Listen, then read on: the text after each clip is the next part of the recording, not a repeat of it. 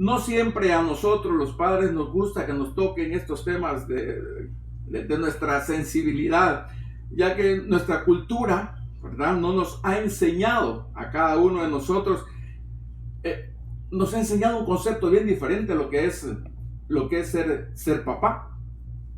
Y me atrevería a decir que son dos conceptos.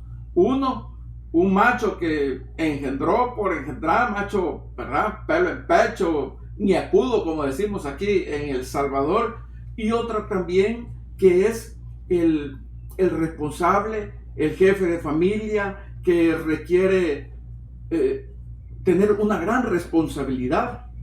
Entonces, sabemos que en la mayoría de iglesias asisten más mujeres que hombres. Y que bien por las hermanas, porque tienen esa sensibilidad de la palabra de Dios. Con los padres, probablemente por su trabajo, por sus ocupaciones, tal vez no sean muy allegados, pero tú que esta noche estás atento, quiero decirte que Dios premia esa fidelidad que tienes tú para con Él, así como premió a grandes hombres de la Biblia. Y eso es lo que vamos a ver esta noche, para aprender cada uno qué es lo que Dios nos quiere enseñar. Hoy quiero hablarte sobre las características de lo que es ser un padre responsable. Un padre responsable, un padre que en realidad ama a su familia, y un padre que sabe cómo conducir a su familia en los caminos del Señor. Entonces, vamos a tomar como ejemplo esta noche el libro de Josué.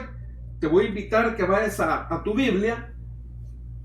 Busquemos Josué capítulo 24, verso 15. Josué 24, 15. Dice así la palabra del Señor. Ahí tienes tú la lectura. Y si mal os parece servir a Jehová, escogeos hoy a quién sirváis, si a los dioses a quien sirvieron vuestros padres cuando estuvieron al otro lado del río, o a los dioses de los amorreos en cuya tierra habitáis. Pero yo y mi casa serviremos a Jehová. Mira qué lindo, un hombre definido, un hombre que sabía, ¿verdad? Y si mal os parece, dice, ¿verdad? Ok, entonces Josué, ni modo, era un hombre que tenía los pantalones puestos, por decirlo así. El texto que acabamos de leer esta noche nos enseña las características que deberíamos desarrollar si queremos ser un buen padre. Por supuesto, a la luz de la palabra de Dios. Entonces, nuestro tema, como hoy ya lo dice ahí, es la responsabilidad de un buen padre. Entonces, vamos a ver qué características tiene ese buen padre. En primer lugar, un buen padre pone las cosas de Dios primero. ¿No? Usted, ahí donde leímos, dice, y si mal os parece servir a Jehová. Sabemos que Josué fue el sucesor de Moisés, el que dirigió al pueblo de Israel a tomar la tierra prometida. Fue un gran guerrero, con sus propios compromisos, con sus propias responsabilidades. Conocía perfectamente a su pueblo, pero también conocía perfectamente a su Dios, cosa que los demás no le dieron importancia, la demás del pueblo. Por ello él les dice, y si mal os parece servir a Jehová, escogeos hoy a quién sirváis. Él sabía cuál era su prioridad. Él lo reconocía. Recordemos que Josué y Caleb, allá en la historia, fueron uno de los dos espías que fue a reconocer la tierra. Si tú recuerdas, allá en Números, vamos a Números 14:8. Ahí dice, si Jehová se agradare de nosotros, Él nos llevará a esta tierra, tierra que fluye leche y miel. Eso es fe. Los demás, los otros 10 decían que no, que había gigantes, que había todo. Por estos 2 tuvieron fe, porque conocían a su Dios. Entonces Dios se agradó en escoger a Josué para que entrara al pueblo a la tierra prometida, porque ellos sabían que solo buscando la ayuda de Dios podía tener las victorias que habían experimentado. No había de otra manera. Entonces, esto nos indica lo que Dios es en nuestras vidas, lo que Dios tiene que ser en nuestras vidas. Entonces, tenemos que hacer a Dios nuestra prioridad, no nuestro último recurso. Pero muchas veces lo tomamos como lo último. Así, entonces nos acordamos de Dios ahí al final. No, Dios debe ser nuestra prioridad. Tenemos que buscar a Dios primero, antes de ejercer cualquier campaña, antes de ejercer cualquier cosa. En Mateo 6:33, el Señor nos dice: mas buscad primeramente el reino de Dios, fíjate bien, mas buscad primeramente el reino de Dios y su justicia, y todas estas cosas os serán añadidas. Eso es escudriñar, eso es buscar, eso es interesarse. Entonces quiere decir que no eran las tácticas o estrategias de guerra que podía tener o estar discutiendo todo el día, sino que la clave era buscar la dirección de Dios primero. Él tenía claro las prioridades. Josué tenía claro lo que era su prioridad y sabía que esa era la mejor estrategia para poder ganar las batallas que él ganó.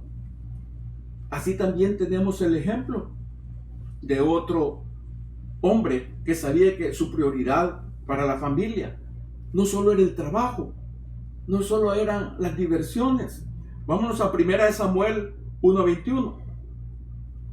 Aquí hay un hombre que dice que todos los años subía al templo a ofrecer sacrificio. Después subió el varón Elcana con toda su familia para ofrecer a Jehová el sacrificio acostumbrado y su voto. Fíjate bien, dice que él subió con toda la familia. El buscar a Dios tiene que ser en familia, no uno por un lado y el otro por el otro. Tiene que ir la esposa, tiene que ir los hijos. Y como padre de familia tú eres el líder. Muchas veces, a veces nosotros tenemos excusa que nuestra mamá o que nuestro papá y todo, y está bien, pero tenemos que tener claro cuál es nuestra prioridad, porque fíjate que Jesús se enfrentó con lo mismo cuando él ejerció su ministerio terrenal.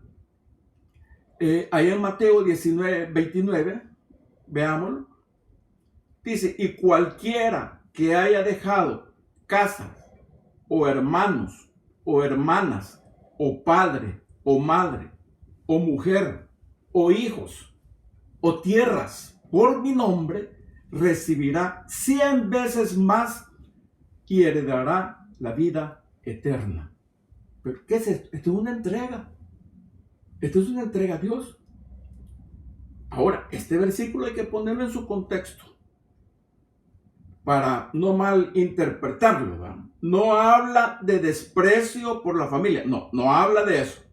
No se está refiriendo a eso. Sino lo que quiere es hacer conciencia a sus discípulos, a nosotros, de la importancia de la prioridad que es el servicio de Dios.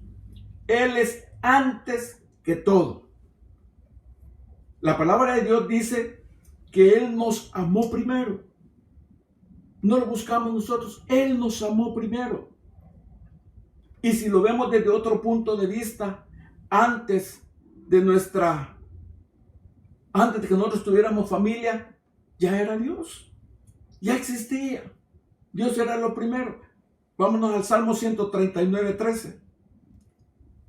Salmo 139:13. Porque tú formaste mis entrañas, tú me hiciste en el vientre de mi madre. ¿A quién se está refiriendo? A Dios. Dios es antes de que estuviéramos nosotros. Dios es antes de nuestra madre. Dios es antes de nuestro padre. Claro que sí. Entonces, la prioridad es Él.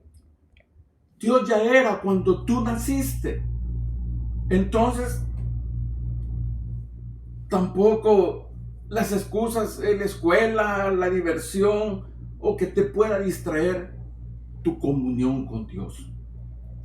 Eso es lo que quiero compartir contigo. Nada puede distraer tu comunión con Dios. Por supuesto que todo pues en su lugar.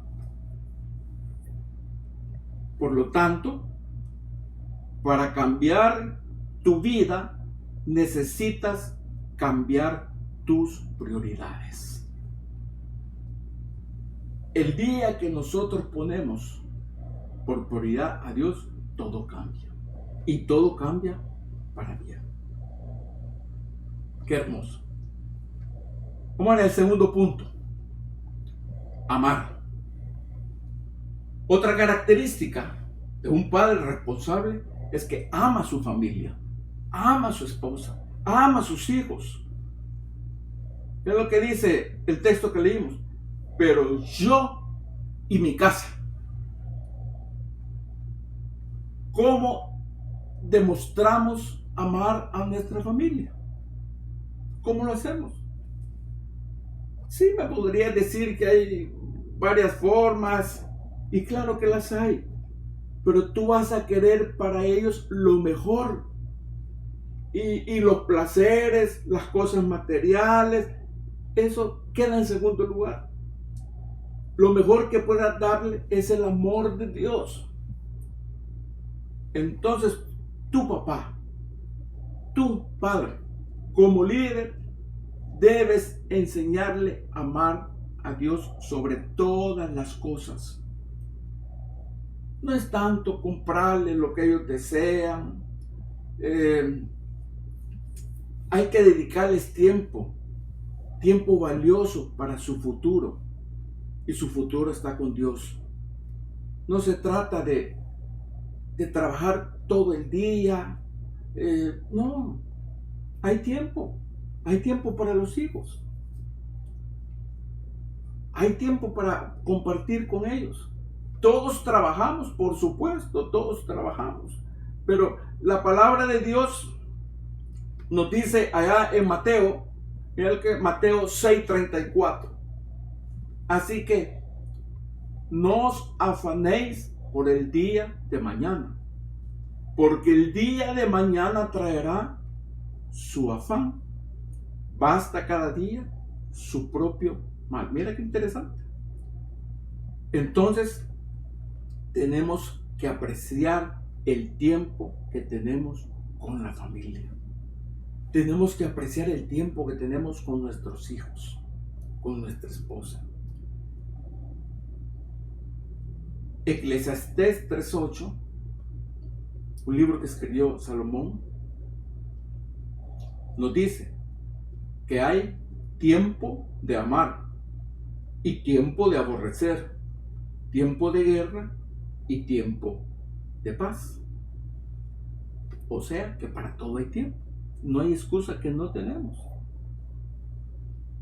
Entonces, en esta tierra, acá donde habitamos, acá donde nos desenvolvemos y todo, quiero decirte, papá, que la familia es el primer ministerio que tenemos aquí en la tierra. Nuestra familia. No tienes que dedicarte a otra cosa más. La familia es nuestro primer ministerio a desarrollar. Tenemos que organizar bien nuestra familia. Tenemos que dirigir bien nuestra familia. Eso significa que nosotros debemos de tener en mente que cada día que pasa, tenemos que vivirlo como si fuera el último de nuestras vidas. Sí, porque el futuro no lo sabemos. ¿De qué nos sirve estarnos matando, trabajando por hacer dinero, por hacer esto, acumular riquezas, si no sabemos el día de mañana? Y fíjate que el libro de Job, tú sabes de Job, allá en 27:19, nos dice: el rico se acuesta, pero por última vez abrirá sus ojos y nada tendrá. ¿Qué significa eso? Tú te acuestas y amaneces, ¿sí? Y nada tienes. Entonces, invirtamos tiempo en nuestra familia. Fíjate que las empresas, muchas veces uno tiene el concepto, y algunas empresas, que invertir en capacitaciones, invertir en capacitar a tus empleados, creen que es perder tiempo. Pero no es perder tiempo. Esa es una inversión. El capacitar a tus empleados es una inversión. Así como en la familia, el capacitar, el educar, el dedicarle tiempo a la familia es una inversión. Porque después queremos cosechar cosas buenas y todo, y no tuvimos nosotros el interés por enseñárselas a nuestra familia. Entonces, hoy es la oportunidad que tú, papá, puedas brindarle a tu familia, si aún no lo has hecho, de tomar la iniciativa, ¿verdad?, para acompañarlos a la iglesia. Entonces tú, levántese, vámonos, ¿verdad? La esposa, los hijos, vámonos para la iglesia. Eso es invertir tiempo. Eso, estar sembrando para que tú coseches el día de mañana algo grande. Entonces esto nos lleva al tercer punto, como es depender. Un padre que dependa completamente de Dios. El texto nos dice: serviremos a Jehová. Entonces, ¿cómo es eso de depender completamente de Dios? No es más que depositar toda tu confianza sin reservas en Dios. Eso es lo que dice la palabra. Orando en todo tiempo. Cuando dice todo tiempo, es que en todo momento Él te puede sacar adelante. En el momento que quieras intimar, establecer esa comunión con Él, con toda confianza, en toda circunstancia, Dios te va a escuchar. Él se va a encargar. Cuando Josué dice aquí en el texto, cuando él dice serviremos a Jehová, estaba diciéndole al pueblo que no importaban las circunstancias en las cuales él podría encontrarse. Él sabía que Dios lo iba a sacar adelante, siempre. Cuando Jesús estuvo en el huerto de Getsemaní y hubo un momento pues que reprendió a sus discípulos por no estar en oración, allá en Lucas 22:46, y les dijo: ¿por qué dormís? Jesús se había ido al huerto con ellos para que lo acompañaran en oración, pero Jesús orando y ellos se durmieron, y les dice: levantaos y orad para que no entréis en tentación. Esa es una advertencia que Jesús le estaba diciendo. Porque la manera de uno no entrar en tentación es estar siempre en comunión con Dios, estar en oración con Él. Claro que sí. Ya Pablo lo sabía perfectamente.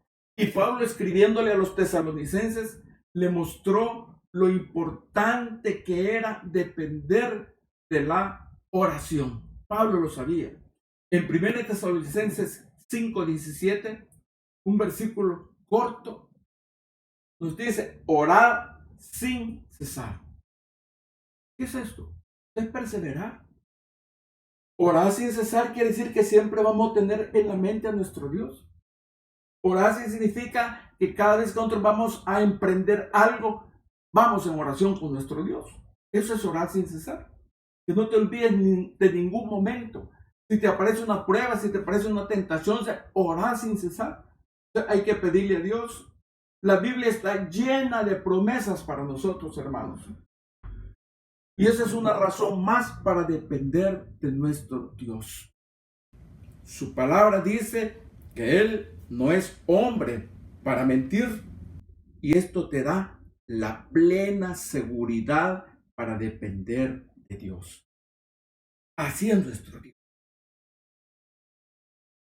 La Biblia registra, como vimos, varios hombres que dependieron de Dios. Y Abraham fue uno de ellos. Abraham, yo le decía, el amigo de Dios. Abraham es el padre de la fe. Y se le llamó así por poner toda su confianza en Dios, por supuesto. Entonces, depender de Dios significa que no es una debilidad, es tener fuerza en Él. Eso es depender de Dios. Él te da la fuerza, Él te da la sabiduría, Él te da la templanza para que tú te puedas desenvolver en la vida adecuadamente. El apóstol Pablo, escribiendo a los romanos, allá en Romanos 4:20, hablando de este hombre, de Abraham, nos dice: tampoco dudó por incredulidad de la promesa de Dios. Había una seguridad en Abraham cuando Dios le hizo la promesa, sino que se fortaleció en fe, dando gloria a Dios, plenamente convencido de que era también poderoso para hacer todo lo que había prometido. Hermanos, para Dios no hay nada imposible. Por lo cual dice, también su fe le fue contada por justicia. ¿Qué es esto? Seguridad. La fe te da seguridad. Abraham estaba convencido que Dios le podía cumplir lo que había prometido, porque para él no hay nada imposible. Y Abraham puso la fe en su Dios. Cuando Dios le dijo, sal de tu pueblo, de tu parentela, Abraham se fue porque sabía que Dios le estaba prometiendo algo mejor. Entonces, así como Abraham estuvo plenamente convencido que Dios le iba a cumplir, también Josué estaba plenamente convencido y se cumplió. Mira Josué 21:45. Mira lo que dice Josué. No faltó palabra de todas las buenas promesas que Jehová había hecho a la casa de Israel. Todo se cumplió.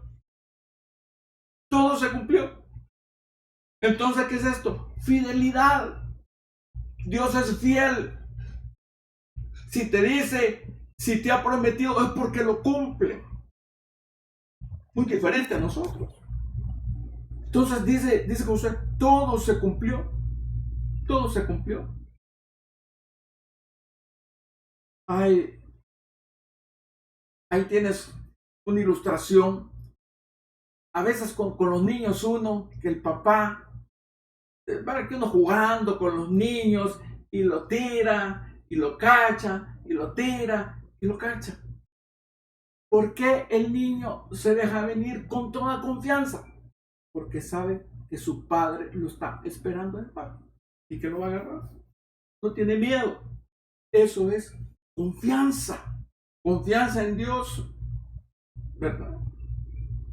Entonces debemos de tirarnos en sus brazos y Él nos va a tomar. ¿En quién más podemos confiar? Sino en nuestro Dios. Ninguna cosa, ya sea material o persona, puede tener la seguridad que nuestro Dios nos da. Entonces, ¿qué esperamos? ¿Qué esperamos nosotros? Así es Dios con nosotros. Así puede ser contigo. Él ha prometido la palabra y lo cumplirá. Eso es lo que Dios hace. Entonces dejémonos caer en los brazos de nuestro Dios y Él te sostendrá. Muy bien, nos vamos al siguiente punto. Responsable. Muy bien. Dios quiere a padres responsables en las cosas de Dios. Cuando Josué escribe este versículo, dice, yo. Fíjate bien, yo. Josué, al decir yo y mi casa, está asumiendo la responsabilidad de llevar a su familia a servirle a Jehová. Yo, dice. No dice, voy a ver si mi esposa quiere, si mis hijos quieren. Yo. Porque yo soy el líder. Porque yo soy el jefe. Porque yo soy el padre. Y la responsabilidad Dios me la ha dado a mí como padre. Entonces dice, yo y mi casa, dice. Él estaba próximo a morir. Ya era viejo Josué. Ya, ¿verdad? Pero Josué, en vez de estar pensando en dejarle tierras y toda la familia, él quería dejar un legado a su familia como era el servirle a Dios. Josué sabía que los terrenos conquistados eran buenos, sí eran buenos, pero sin tomar a Dios en cuenta no servían de nada. Solo iba a dejar pleitos. Entonces, él sabía que no servían de mucho. Y así fue que el pueblo después se olvidó de su Dios y sufrió las consecuencias. Pero Josué quería seguridad para su familia. Quería seguridad en su familia. Y sabía que solo Dios podía brindarles. No eran las armas, no eran los hombres. Dios podía dar esa seguridad. Entonces, como padre, ¿no crees que una de nuestras responsabilidades, ¿verdad?, sería, sí,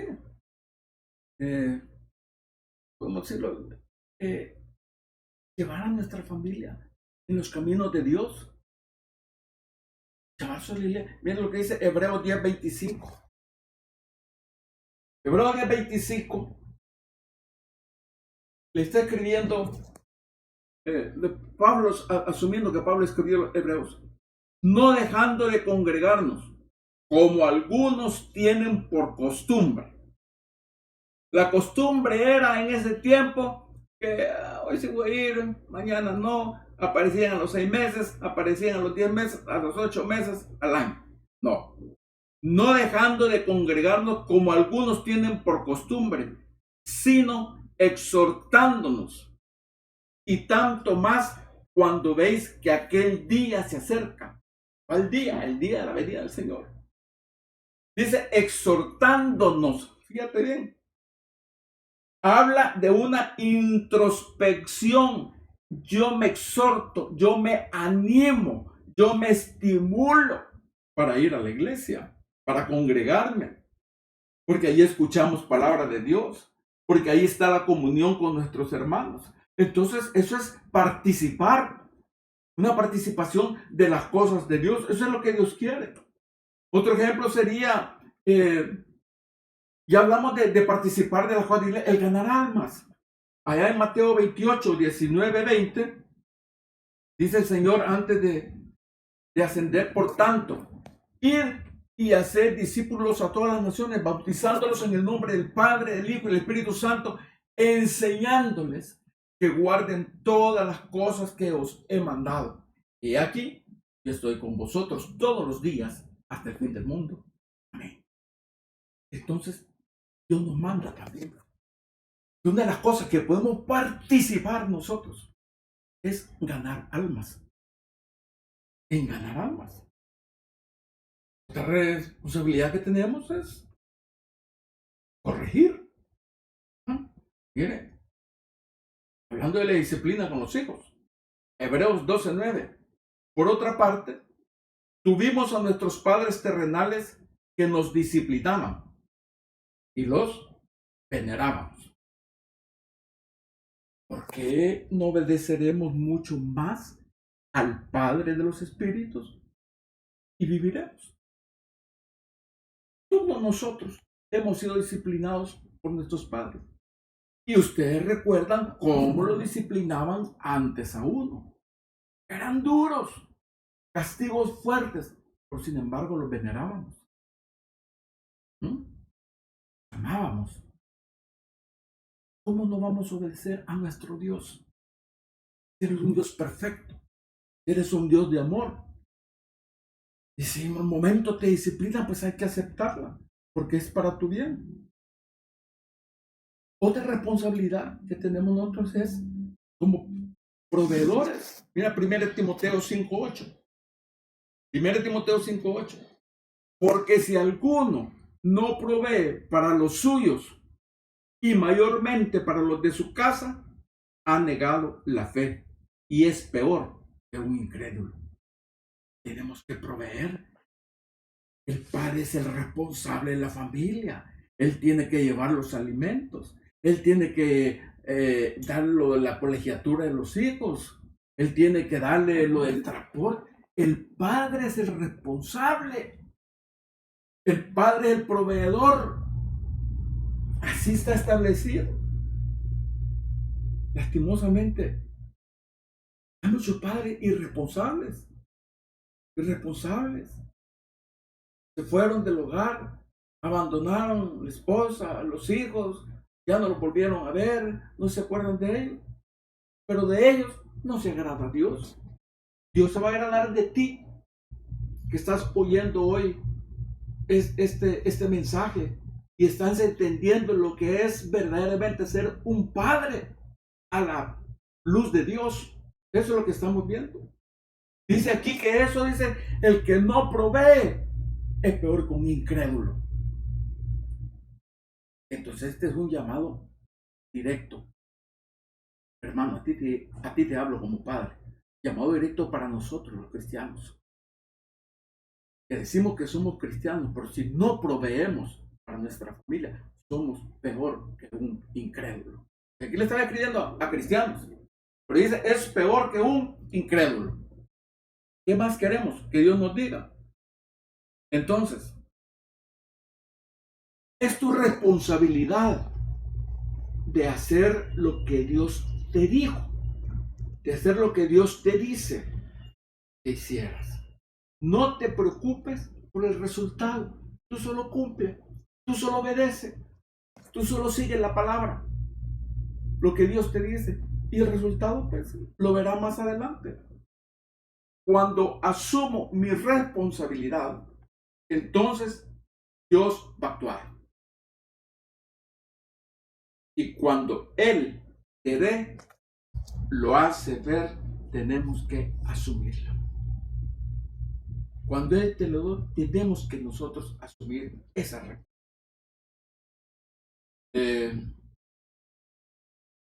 A manera de contarles una anécdota, hablando de responsabilidad, hubo varios años, estaban más hipotes, mis hijos. Íbamos toda la familia para San Salvador en el carro, allá por Moncagua, allá por Febles. Yo llevaba a la par a Melania, la niña, y atrás iban los demás, Melania, otros amigos y Diego y Fran. Y llevaba a la niña adelante. Y nos paró la policía, había un retén ahí. Se acerca el policía y me dice, ¿quién es el responsable de esta familia? Y yo, pues, yo le dije, yo soy el responsable de toda esta familia. Vaya, usted es. Entonces,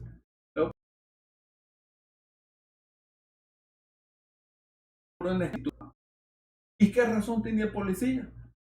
Ni le discutí ni nada. Bien, 57-14. Eso me pusieron. Porque la niña no llevaba el cinturón. Yo vi que no lo llevaba y cuando vi al policía, ponértelo, le digo, pero el policía bien vio de que se lo puso de atar. Y está bien. Entonces, ¿qué me estaba diciendo? Que yo era el responsable de la seguridad de ellos. ¿Y qué lección más grande? La que me dio. Entonces, así tenemos que ser nosotros en todas las cosas, hermanos, de la vida. Muy bien, vámonos al siguiente punto. Y es espirituales. Padres espirituales, maduros, ¿eh? Con madurez. Sabemos que hay muchas madres espirituales y que bien, gracias a Dios por ello.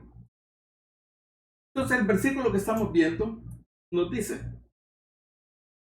y si mal os parece servir a Jehová, y si a los dioses a quienes sirvieron vuestros padres, si a los dioses que sirvieron vuestros padres, Josué había experimentado lo idólatra que era el pueblo.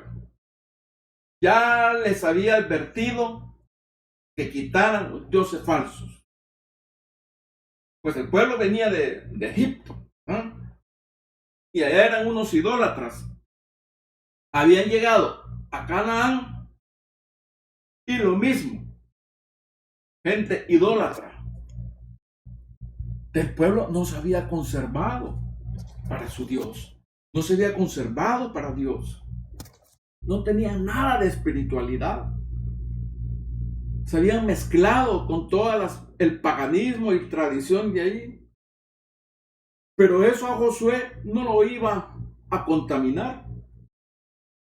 Por eso les dijo, si a los dioses de los amorreos, de los jebuseos, de todos ellos. Ahora vamos a ver un padre que al encontrarse con Jesús comprendió que no había sido un encuentro cualquiera. Esto es lo que vamos a ver. Y él pudo entender quién era Jesús. Y su vida cambió por completo. Vamos a Juan 4:33.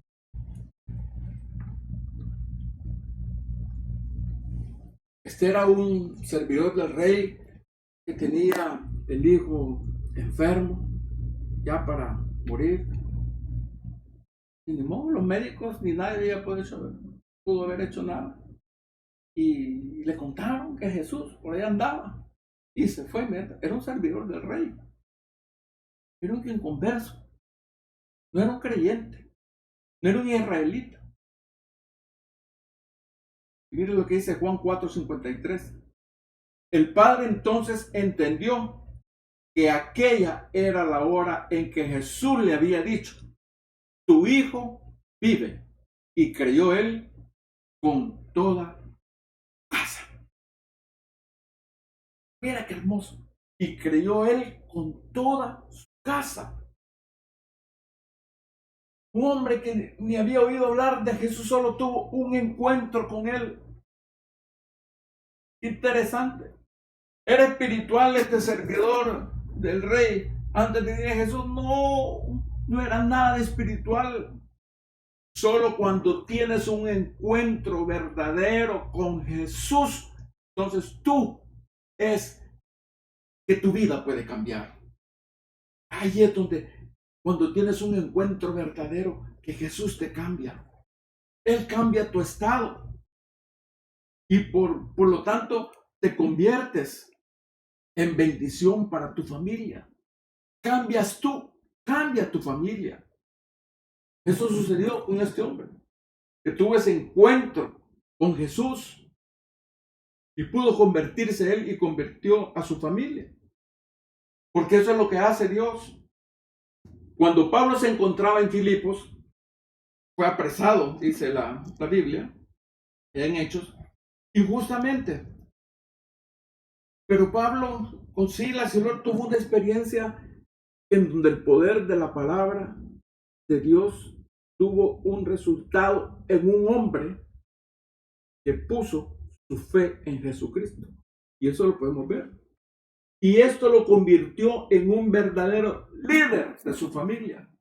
Es que, hermanos, solo cuando tú estés entregado a Cristo Jesús puedes ser un verdadero líder de tu familia. Mira, vámonos a Hechos 16, 31, 33.